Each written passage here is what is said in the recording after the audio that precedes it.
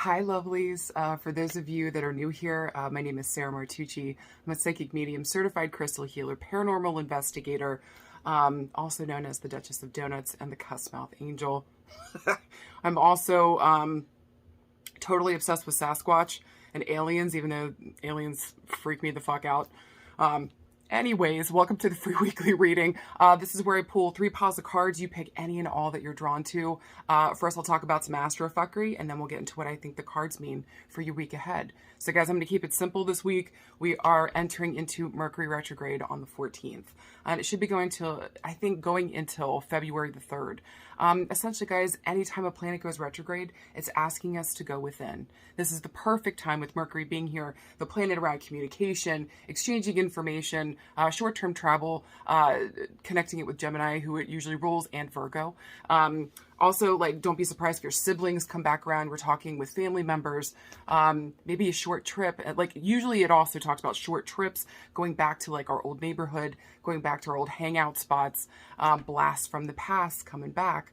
We're still in the midst of Venus retrograde, too, so we're going to double down on this. Do not talk to your ex for the love of all that's sacred and holy. Seriously, you guys, with Venus still retrograde until the 29th here of January, and with Mercury retrograde, both of these planets have a tendency to bring the exes back around. So just don't, unless that person is actually doing the work, or maybe you've done the work and you're ready for a second try. And that's the themes around Mercury retrograde. You know, this is like rework, redo, retry. It's not good to like start something brand new. Like if you want to try something over again, maybe if you applied for a job like a couple years ago, you're applying for it again, no big deal. Usually traditionally not a great time to sign contracts, buy any like electronic items that are new. Just wait for a hot second. Wait until after February the 3rd just to make sure. Now, can you still do it? Yep. Just make sure that you do all of your research. But that's also kind of part of the problem. When Mercury goes retrograde, we may not have all the information that we need at our fingertips. So there's something important happening here whenever Mercury goes retrograde. It's asking us to go within, to really kind of look at maybe things that we want to, again, like redo, rewrite, retrace some steps, rethink. So don't be afraid of those Mercury retrograde themes. I think for the most part, it's going to be in the sign of Aquarius. So also look to your chart and to see where Aquarius rules so that you can get some more themes around what this Mercury retrograde is going to be like for you. But it's nothing to be scared of. Just look, I think the name of the game always with Mercury retrograde is just be patient and go fucking slow. Because those are the two things that we are in short supply of and don't want to do. So if we work against the crazier things that maybe are pushing us forward, or if you notice everybody around you is losing their goddamn minds, take a step back, take care of yourself, find that information before you go after somebody. Do not gossip. Do not fucking gossip right now. It will come back to bite you in the a-hole, okay? Just don't fucking do it. So be kind, be good. Are my words helpful? Are they actually educating? Am I bringing something good or information that's powerful or maybe needed to the table? So just have like a little checklist. You know, is this helpful? Is this good? Is this right? The information I'm bringing here. Always make sure with Mercury retrograde too, cross all your T's, dot all your I's before you bring that information forward. So do your research, be thorough. Don't miss any corners. Don't cut any corners. But recognize too, not all the information that you might need might be available to you. Okay. All right. Well, with that in mind, let's move on to the next fucking screen. You guys ready to see what the week holds for us?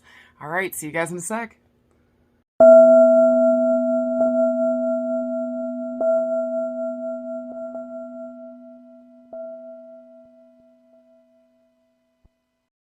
All right, you guys, and if you pick card pile number 1, here's your beautiful cards. Your first one is the Knight of Wands. Second card is the Knight of Swords. And your final card is the Eight of Swords. So essentially I want to say with the Knights here, a lot of time when the Knight of Wands and the Knight of Swords shows up, this is like maybe been a little temperamental. Maybe you let your anger guide you here and you thought you were taking courageous action, but really just caused conflict. Was that rude? Maybe, because listen here, with the Eight of Swords here at the end of this is usually self-inflicted. We're the ones putting up the boundaries here. We're the ones that created the situation that's at our fingertips. So I want to say again, with the Knight of Wands, this is like being temperamental, being kind of distant, like just being spontaneous, like just on, you know, you get a wild butt hair and you just like run off with something here. And with the Knight of Swords, this is like taking brave or courageous action, moving quickly and swiftly, just going towards something, sometimes without even thinking about it. And then again, with the Eight of Swords, this usually talks about conflict. This talks about maybe even being like held down. But again, the woman in the card, like she did this to herself. So where this week, or maybe leading up to this week, have we kind of taken on some of these issues? Where have we done some of these things? And now we've got conflict at our fingertips. It's almost just like chopping off our fingers and being like, damn you, knife. Yeah, well, who was holding the knife? Yeah. So look to see how you're holding yourself back here. I want to say too, with a double sword showing up, this has really been a mental thing. So maybe again, you thought this was a good thing. Maybe you were running off.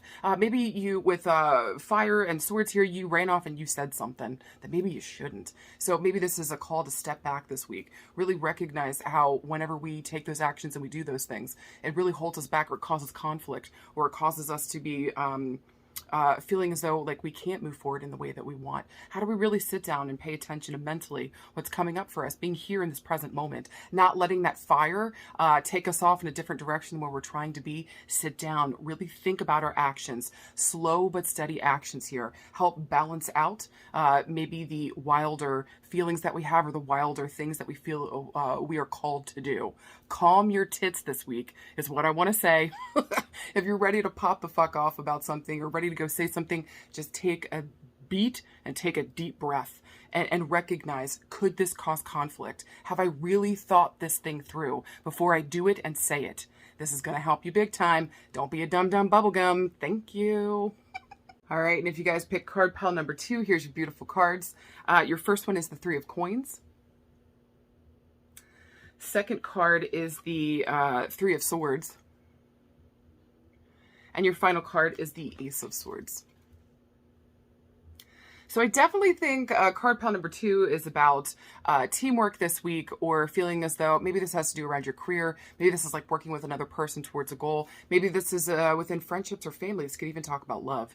But the feeling here is that maybe we were making money. Maybe there's a money-making venture here. Or maybe even within like the family unit, we've been trying to work better as a family unit and really come together. But listen, with the Three of Swords, maybe it did not work out the way that you thought that it would. Our feelings got hurt here. It feels like we got gutted in some way, shape, or form, or maybe what we wanted we weren't able to accomplish. But listen, with the Ace of Swords showing up here, this is the birth of new energy. Maybe because things didn't work out, it gave us a clearer focus around what exactly we actually want. So sometimes, even though things don't work out, it can be a blessing in disguise. So whatever the fuck hasn't worked out here, especially around family and home, teamwork, your friendships, really working with others towards a goal, whatever didn't happen here or work out was actually for the best. And whatever this pain has brought up for you, maybe there was a call to the past, and like maybe we keep repeating the same issue here. Mentally, we keep wanting something different, but we keep playing with the same old players or doing the same old thing. And so the Ace of Swords this week is like, look, new energy is needed here. If you want something new, if you want a new, fresh beginning, you got to play with new players. Fair? So quit the self-fulfilling prophecy of nothing ever works out by continually meeting up with people or choosing to work with people that, like, maybe again remind you of old people. There's a comfort level there, but it just can't seem to move forward. How can we work past that this week? Saying yes to ourselves around the new birth of this energy, new ideas, fresh new beginnings showing up, and taking that clarity and focus that we got from this thing not working out and really making it work for us now. What did you learn? Are you saying yes to yourself and being present in this moment so that you can make the best choices for yourself going forward? You deserve the best. Please and thank you. And only work with people that, like, actually, what's the best way to say it? It's almost like, let's work with people that actually have an eye towards our future, what it is that we're trying to gear for here, not our past. Okay? So new players equals new energy. How can we take this and do something beautiful with it? Say yes to yourself. Fucking right. And finally, if you guys pick card pile number 3, here's your beautiful cards. Your first one is the Five of Cups.